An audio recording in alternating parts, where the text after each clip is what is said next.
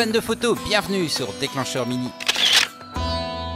Je suis avec Frédéric Guichard, le chef scientifique de DxO Labs. Bonjour. Bonjour. La neutralisation de luminants. Alors ça, c'est quelque chose que l'œil fait naturellement et on ne se rend même pas compte. Lorsqu'on est en intérieur, par exemple, on va être éclairé souvent par des lampes en tungstène, qui sont des lampes jaunes. C'est nos lampes habituelles. La lumière est jaune. Malgré tout, les murs blancs, on les voit blancs. Et ça, c'est parce que l'œil a neutralisé le luminant qui était jaune, il a remis vers le blanc. De la même façon, en extérieur, on a plutôt une lumière qui est bleue, qui est liée à l'atmosphère. Un mur blanc en extérieur va être vu comme blanc par l'œil, alors qu'il est bleu.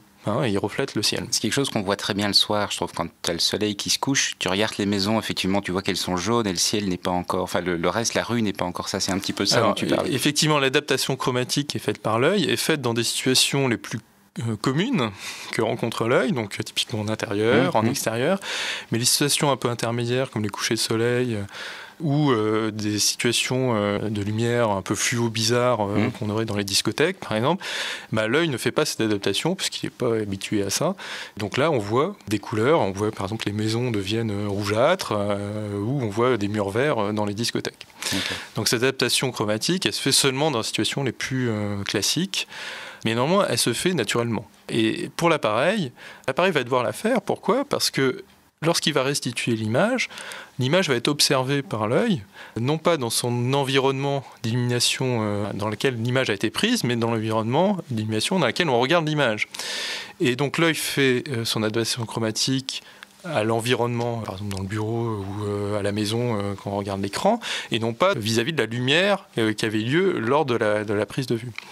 Donc il faut faire cette adaptation chromatique au moment de la capture, et ça c'est aussi une des étapes de la reconversion, qui est de déterminer l'illuminant principal de la scène et de le neutraliser. Il y a un mode automatique pour faire ce traitement-là, tant dans l'appareil d'ailleurs, dans les dérotiseurs souvent, et il ne donne pas toujours des résultats très satisfaisants. Pourquoi ? Alors ça c'est une tâche très compliquée, parce que comment déterminer l'illuminant principal ? Alors il y a plusieurs techniques qui vont être utilisées pour ça.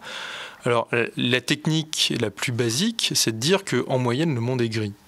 Et donc si on a beaucoup de jaune dans la scène, on va se dire, tiens, on est plutôt en intérieur, et donc je vais ramener mon jaune vers le blanc, et inversement, si j'ai beaucoup de bleu dans ma scène, je dis, je suis plutôt en extérieur, je vais ramener mon bleu vers le blanc.